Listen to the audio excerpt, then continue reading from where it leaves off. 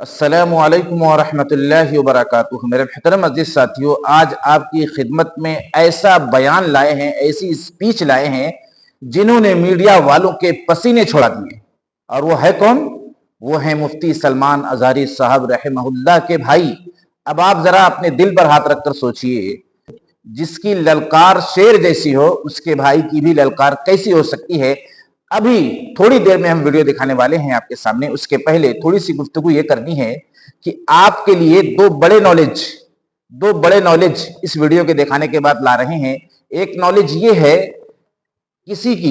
अगर किसी की जोहर की 3 रकात छूट गई, अब उसकी वो अदायगी कैसे करेगा। आप हो सकता है ये सुनकर ये महसूस कर रहे हो कि ये तो मैं जानता हूं, लेकिन 70% लोग नहीं जानते, इसलिए वीडियो को वॉच करना है। और दूसरा बड़ा नॉलेज मुझे ये देना है कि इंसान तरह तरह के डॉक्टरों को दिखाने के बाद, तरह तरह की दवाइयां खाने के बाद, मुर्गा, मछली, गोश्त, अंडा, फ्रूट सब खाने के बाद भी उसकी सेहत नहीं बन रही है। उसका एक बड़ा राज आज हम बताने की कोशिश करेंगे, इसलिए कि मेरी जो निस्बत है, मेरा जो पेशा है वो हिकमत से है, इसलिए मेरे दिल में आया कि एक एक राज की बात मैं आपके सामने रखने की कोशिश करूं। मेरे मोहतरम अजीजों, आओ अपने रब की तारीफ से इस वीडियो का आगाज करते हैं। हम सबका रब ऐसी कुदरत का मालिक है कि काले पहाड़ में काली रात में, काली रात में काली चूटी की पैरों की आहट को सुनने वाला है। ऐसी कुदरत और ताकत के मालिक हैं हम सबके रब। हमें किसी से नहीं डरना है, सिर्फ अपने रब से डरना है, इसलिए कि जो रब से डर गया उससे सब डर गया। मेरा मतलब समझ रहे होंगे, मेरा इशारा आप समझ रहे होंगे।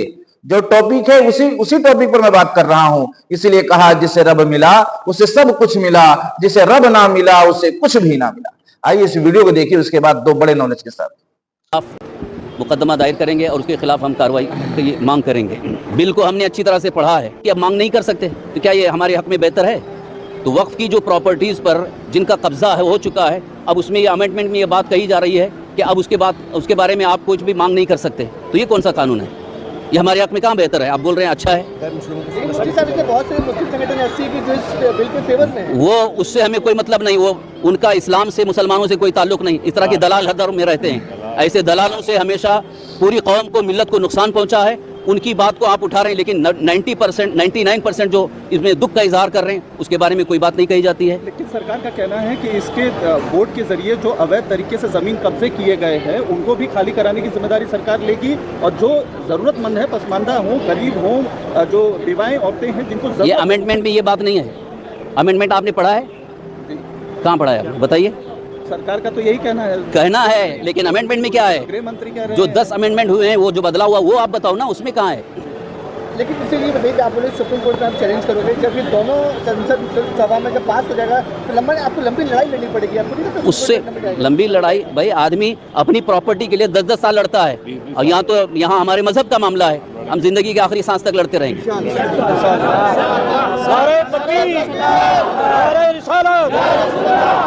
हमदर्दी की बात आती है, देखिए हमदर्दी अगर है हुकूमत को, गवर्नमेंट को, तो फिर मुसलमानों को भी दूसरे जो कम्युनिटी के उसमें ट्रस्ट बनाना चाहिए, ट्रस्ट में शामिल करना चाहिए। क्यों नहीं करते? हमने कभी आपसे कहा है कि मंदिर में हमको ट्रस्टी बनाओ, चर्च में हमको ट्रस्टी बनाओ? कभी हमने नहीं कहा, लेकिन हमारे इसमें क्यों इंटरफेयर हो रहा है? सर मैं क्या बोल रहा हूँ, वो मेजोरिटी का हमसे कोई मतलब नहीं है। हमारे इस्लाम में इसकी इजाजत नहीं है। सर दोनों सदनों में जब बिल पास होता है तो रात में पास होता है। अरे भाई बिल पास किया गया, जबरदस्ती पास किया गया, उससे क्या मतलब? कुछ भी करेंगे। वोटिंग में जो लोग थे वो सेकुलर नहीं रह गए। अभी सेकुलर लोगों ने अभी तक उसका विरोध किया है। तो चंद्रबाबू नायडू ने तो समर्थन किया है, जिनको आप सेकुलर नेता कहते थे। लेकिन कहते थे, पहले कहते थे, अभी नहीं है। इस मामले में वो हट गए। राज्य में भी इसको लेकर लोगों में नाराजगी है। नाराजगी तो है। क्या मैसेज देना जो कि लॉ एंड ऑर्डर डिस्टर्ब ना हो? लॉ एंड ऑर्डर के लिए तो हम ये कहते हैं कि तोड़फोड़ या ऐसा कोई आंदोलन हम नहीं चाहते कि जिसकी वजह से प्रॉपर्टी को नुकसान हो, किसी कम्युनिटी को नुकसान हो। हम ये कभी नहीं कहते, लेकिन हमारे हक की लड़ाई हम कानून के दायरे में रह करके लड़ेंगे। बिल के अंदर 5 साल मुसलमान होना अनिवार्य है तो वक्त करता है वो, यानी जो 5 साल, अभी 5 साल से पहले जो मुसलमान हुआ है, इस्लाम कबूल किया है, वो वक्फ नहीं कर सकता। ये उन्होंने बिल बनाया है। इसके बाद आप कैसे इसको चैलेंज करोगे, कैसे आप आगे इसको क्या? वो तो हमारे जो टीमें हैं, वो जो वकीलों की टीम है, वो उसके बारे में हम डिसाइड करेंगे। कांग्रेस की तरफ से सुप्रीम कोर्ट में जाने की तैयारी हो रही है, तो क्या आप लोग उनसे भी संपर्क करेंगे? उनको भाई भी किसी अपने पार्टी से हमको कोई उतना भरोसा भी नहीं है, हम अपने हिसाब से करेंगे। सर, राज्य के कई मंत्री जो हैं वो बार बार हिंदुत्ववादी चेहरा लेकर आगे बढ़ रहे हैं, उनको क्या आप सलाह दोगे? क्योंकि वो मंत्री पद पर है, एक मंत्री देखो, के तौर पर। हिंदुत्व वो अपनी जगह उनका अपना ये है, उस मज़हब में हम कोई छेड़छाड़ नहीं, लेकिन कानून ऐसा होना चाहिए जिसमें सबका फ़ायदा हो, हर कम्युनिटी का फ़ायदा हो। तो ये इंसाफ की बात होती है। सबका साथ सबका विकास का मतलब क्या है कि सबका साथ सबका विकास है, तो फिर खाली हिंदुत्व को हमारे ऊपर आप लादने की कोशिश करेंगे तो ये हमें कबूल नहीं है। मेरे मोहतरम अजीजों, आपने इनके बयान को सुन लिया। माशाअल्लाह, मुझे तो बहुत ही अच्छा लगा इनकी बात करने का अंदाज, और आप लोगों को भी अच्छा लगा होगा। कमेंट में अपनी राय जरूर रखना। अब आते हैं उस टॉपिक की तरफ। हर टॉपिक मेरे मोहतरम अजीजों हमें एक और नेक बनाने वाला टॉपिक है, और हमारी ताकत को मजबूत करने वाला टॉपिक है। इसलिए कि जो सेहत हमारी टूट रही है और किसी हाल में हम पर मोटापा नहीं चढ़ रहा है, अगर हमारी सेहत बन जाएगी, अच्छा खासा मोटापा आ जाएगा, जितना कि एक लेवल में होना चाहिए, एकदम दुबले पतले अगर हमें, तो इबादत करने में भी जाहिर सी बात है, जब सेहत अंदर से टूटी रहेगी तो इबादत करने में मजा नहीं आएगा। जब इबादत करने में मजा नहीं आएगा तो इस्लाम पर हम मजबूत कैसे होंगे? कैसे हम जो है इस्लाम के लिए अपना कदम उठाएंगे और मैदानों में उतरेंगे और नमाजों का एहतमाम करेंगे, अलग से भी नमाजें पढ़ेंगे, कैसे पढ़ेंगे? इसलिए ये दो बड़े राज आपके सामने मैं रखने की कोशिश कर रहा हूं। पहला राज ये रखना है कि अक्सर जोहर की, असर की, इशा की अगर किसी की 3 रकात छूट जाती है तो उसमें एक बड़ा फॉल्ट ये होता है कि इमाम जब सलाम फेर देता है तो मुक्तदी खड़ा होकर एक रकात के बजाय दूसरी रकात पर वो बैठता है। उसके दिमाग में ये बात है कि मैं अपनी पर्सनल 2 रकात के बाद बैठता हूं हर नमाज में, तो मैं 2 रकात के बाद बैठा हूं, उसके बाद फिर तीसरी में बैठ के वो सलाम फेर देता है। तो गलती यहाँ ये हो रही है कि एक रकात इमाम के साथ जो मिली है वो आपकी अपनी नमाज है, जैसे आप शुरू में आगे पढ़ते, और दूसरी रकात आपकी एक हुई तो 2 आपकी हो गई, एक इमाम के साथ, एक आपकी अपनी। आपको दूसरी रकात पे फिर एक इमाम के साथ बैठे थे आखिरी रकात में, उसके बाद आपको एक पढ़ के फिर बैठना है, तहियात पढ़ना है, फिर खड़े होना है। खड़े होने के बाद आपको सूरह फातिहा और सूरह मिलाना है।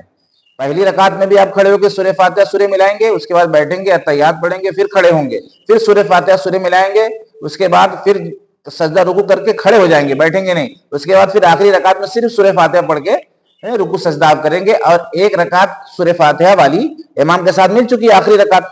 अब ये 2 रकात के बाद आखिरी तीसरी रकात आपको सूरह फातिहा वाली पढ़ के इस तरीके से रुकू सजदा करके तहियात करके, जो तरीका है सलाम फेरने का, उस तरीके से आप सलाम फेरेंगे। अगर आपको समझ में नहीं आया तो फिर से 1-2 बार जाकर देख लो, ताकि वाजे हो जाए, क्लियर हो जाए, फिर बाद में कोई मुसीबत न खड़ी हो। और मेरे मोहतरम अज़ीज़, वीडियो को शेयर कर दिया करो, इसलिए कि एक बड़े बड़े नॉलेज से मैं आपको वाकिफ करने की कोशिश कर रहा हूं। इस तरह की ट्रेंडिंग वीडियो दिखाकर आपको मोटे मोटे नॉलेज भी पहुंचाता रहूं। ये मेरा तरीका है, इंशाअल्लाह मेरे चैनल पर हमेशा रहेगा, इसलिए कि मेरे अंदर एक फिक्र है कि मोटी मोटी बात लोगों तक पहुंचना चाहिए।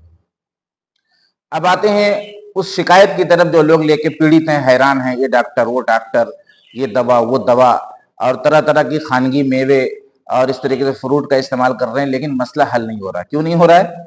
इसलिए नहीं हल हो रहा है कि वो अपने प्रोटीन का चेकअप नहीं करा रहे हैं। यानी पेशाब के अंदर, यूरिन के अंदर जो कैल्शियम जा रहा है, जो प्रोटीन जा रही है, उसका वो चेकअप नहीं करा रहे हैं, और तरह तरह का चेकअप करा रहे हैं, टाइफाइड का, मलेरिया का, और इस तरीके से थायराइड का, न जाने कितना चेकअप करा डाल रहे हैं वो, लेकिन उसके बाद भी शुगर का, लेकिन फिर भी उनकी जो सेहत बन नहीं रही है। तो एक बड़ा राज, हालांकि बहुत से लोग ऐसा करते भी हैं, लेकिन मुझे ऐसा लगता है कि 80-85% लोग इससे नावाकिफ हैं। तो वो अपने पेशाब का टेस्ट कराएं, अगर उसके अंदर कैल्शियम जा रहा है, प्रोटीन जा रही है, तो कोई भी दवा, कोई भी ताकतवर चीज फायदा नहीं पहुंचा सकती, बल्कि ताकतवर चीजें इसमें और नुकसान पहुंचाएंगी। इसलिए कि जितनी गर्म चीज खाएंगे उतना ही और जाएगा। तो पता चला और हालत टूटती जा रही है, आदमी मायूसी का शिकार हो जाएगा, एहसास कमतरी में मुब्तला हो जाएगा, हर वक्त मायूस रहेगा कि मुझे क्या हो गया, मैं सब कुछ कर रहा हूं लेकिन मेरी सेहत नहीं हो गई, अंदर से एकदम कमजोरी फील करेगा।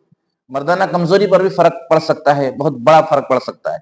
इसलिए अपने पेशाब का टेस्ट कराओ, और उसके अंदर ये देखो जो लोग लागर है, कमजोर हैं, और देखो अगर मोटे ताजे हैं फिर भी ये बीमारी आपको लग सकती है। बज़ाहिर आप मोटे ताजे रहेंगे लेकिन अंदर से आप खोखले रहेंगे। इसलिए पेशाब का टेस्ट कराओ, चाहे मर्द हो चाहे औरत, उसमें देखो कि इस तरह की बीमारियां उसके अंदर मौजूद हैं, और अक्सर मौजूद रहती हैं।